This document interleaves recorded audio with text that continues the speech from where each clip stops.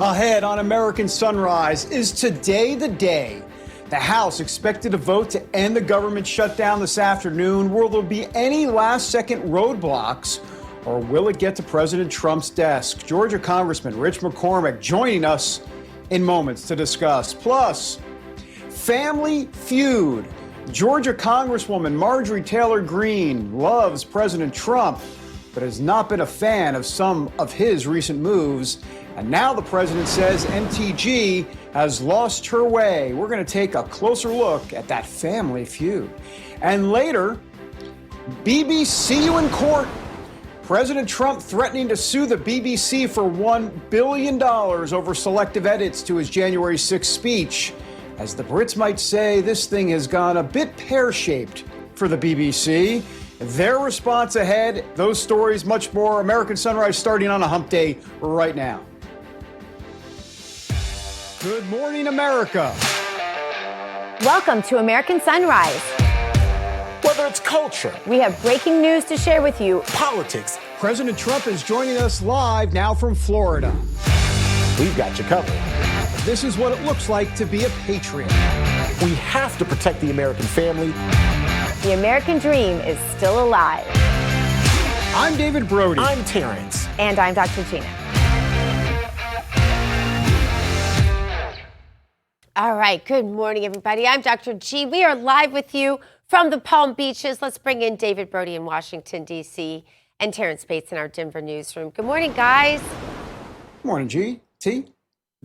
Dr. Gina, good morning. Wordsmith, Brody, good morning. BBC you in court. You put a smile on my face already. I love that line. Very nicely played.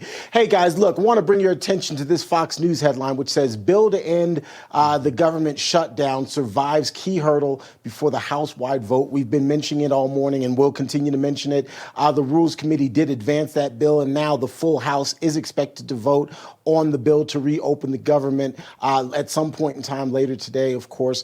If this bill passes, I expect it will. It would fund the government through January 30th. It's been a long 40-plus days in the wilderness, but hopefully we're coming out of the wilderness, David. Well, it looks like that is the case. Tom Massey, I'm assuming, is going to be a no on the House side. Curious about MTG. She may be a no as well. They can only afford 2 no's. We'll see. But I think some Democrats will vote for it. Bottom line is this thing is going to get to President Trump's desk. And then we can move on, Gina, from our long national nightmare, if you will, caused by Chucky Schumer. So this is October. No, this is November. What month are we in? Wow. Somebody's a little sleep deprived today. My point is January 30th, we look down the barrel of this ugly beast again. Yeah. I mean, that's not a solution, you guys. Thank you. I've been saying that all along, Dr. G. I'm like, yeah, we reopened for a little while, but are we going to be right back here? Sorry, Dr. Gina, but I appreciate that because that's where my mind is as well. Go ahead. Sorry.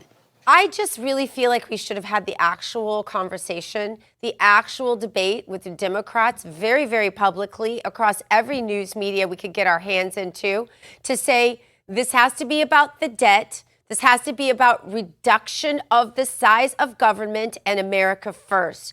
This cannot be about little minutia inside the bill. No matter how much it matters, there are things that are the broad point that are being totally missed here. And we're going to be, if we don't debate those, we're going to be right back here every single time. The American people want our debt eliminated. They do not want to be indebted to foreign enemies anymore. They do not like inflation. They do not like the cost of things right now. If we were to have that conversation instead of the one that we just had to get everything back open of, oh, this shutdown, that shutdown, this shutdown, that shutdown, when the majority of Americans couldn't feel it, some could, I get it, but the majority couldn't, we're going to be right back where we started in another couple months. And I'll tell you what happens in all of this, and this is the number one enemy of freedom, in my opinion, is cynicism. Mm-hmm. That's what happens. Voter cynicism and retreat. Mm-hmm. And that's what I don't want. Well, guys, we're going to continue to have this conversation throughout the show. But Dr. Gina, would you give us our Bible verse, please? Yes. It goes like this. You guys know this one. Yes. Yes. Tell you what, guys, it was a really late one last night. John, it's going to be a good show. John 3:16. You guys might know this one.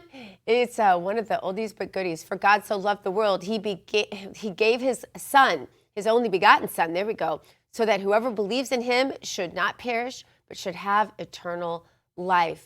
That, of course, is from the good book to possible good news on the government shutdown ending, as we just talked about, at least marginally good news. The Bible is really good news, and John 3:16 is especially really good news. The House, though, is slated to vote today on the Senate's bill to end the longest shutdown in U.S. history. The measure advanced out of the House Rules Committee, as Terrance told us, and is slated for the full vote later today. The Senate passed that measure. Actually, I think it was David that told us that. The Senate passed that measure that keeps government funded through January 30th and guarantees a vote on whether to extend Obamacare subsidies or not. Let's bring in Georgia Congressman Rich McCormick. Congressman, is the vote happening today? And what happens in the fact that we may be right back here in just a little over a month or two, right? Heck, the thought of that just is sickening. We should vote later today. We're expecting probably around 4 p.m., but we haven't had an official announcement yet. I think they're still working out the details. It is expected to pass along party lines. You may have a couple Democrats come over.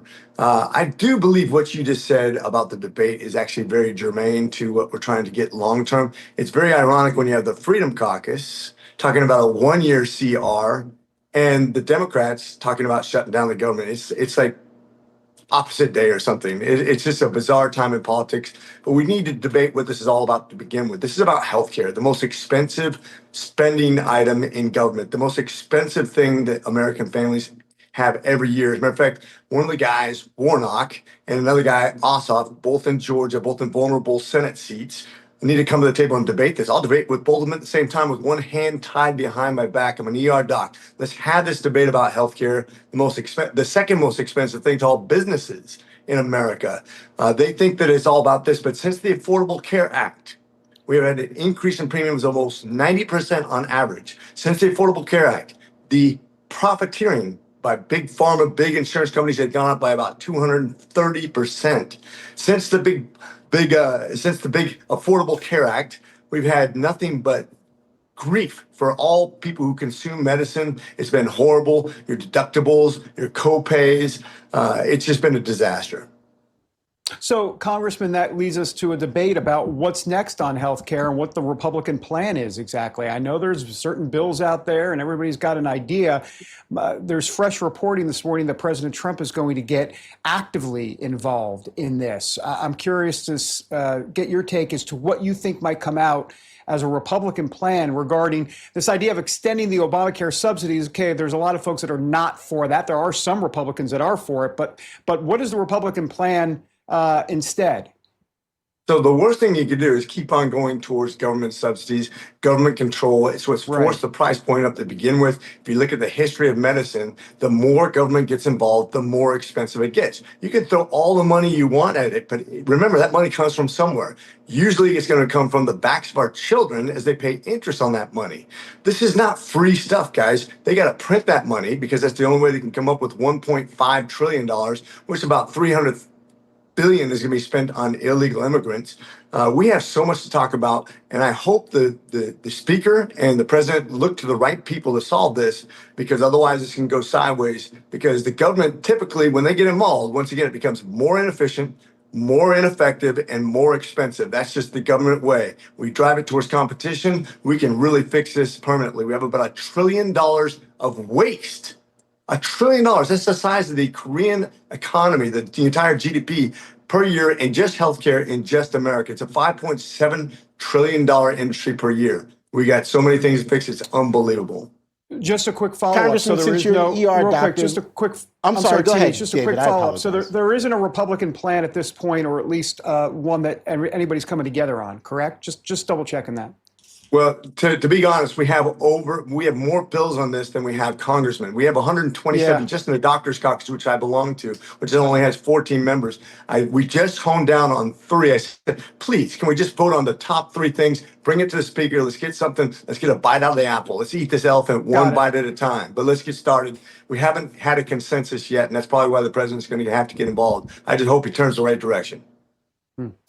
Congressman, since you are an ER doctor, hopefully you appreciate this reference. I just want to rip off the Band-Aid and pull out the IV right now and get to the real nuts and bolts of all of this. Do you expect that all of the appropriation bills before the House will ultimately get passed over the next couple of months leading up to that January 30th deadline? And as we kind of embark on that deadline, is there really going to be movement? Or back to Dr. Gina's question earlier, are we going to be back in a similar situation where we're talking about a shutdown by then? We will always be with our backs against the wall because that's the way politics works. This government is designed to be inefficient on purpose, so there'd be checks and balances, be frustrating and slow, so it's hard to pass laws. And because we're in this gridlock period of time in history, it'll always be our backs against the walls. I think we'll pass 8 of the 12 pretty easily. The last 4 are going to be really rough, and that's what always hangs us up. And then we always end up with a CR. The question is CR the right answer? Of course not. I hate CRs, but it's sure better than giving in to the Democrats ruling us by the minority by leveraging it against the people, and we need to end that, and we need to end it right now. Doctor, I have a question for you. Go ahead. I'm sorry, Dr. Gina, if just very quickly, if there is another CR, isn't that just an extension of shirking Congress's duty to fully fund the government? At some point in time, it's got to stop. Well, it is funding fully funding the government, but at the previous levels. Now, luckily, the COVID supplementation has now expired, and we've gotten back to a normal CR, if you will. And that's why the Freedom Caucus, which is a very, very conservative organization, has backed a 1-year CR, so we can't add more things. The problem is when we start getting involved in budgeting, all kinds of people start doing all kinds of favors for people, and it gets much more expensive. We've not done a good job as a government of containing costs.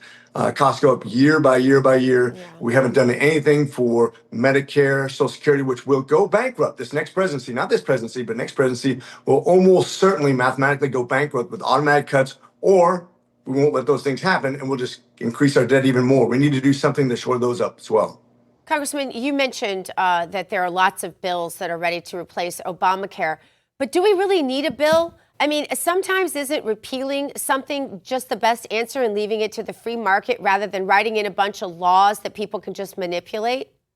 That depends on leadership. Now, if the president and the speaker both say we're not going to get rid of the Affordable Care Act, we need to figure out a way to modify it or provide options. That's one of the things that's been put out there on the table. You have something to compete with it. I have not heard of anybody seriously thinking we're going to repeal and replace. I don't think that's a realistic thing. If leadership doesn't push that, it's not going to happen. Well, that's a shame because that's one of the reasons why everything is so dysfunctional. But thank you.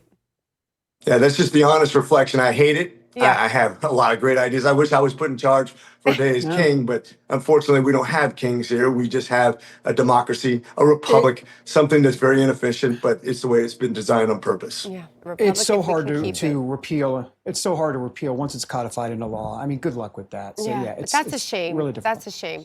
Congressman McCormick, we appreciate you very much. Thank you. Thanks, Congressman. Always a pleasure, guys. Semper Fi.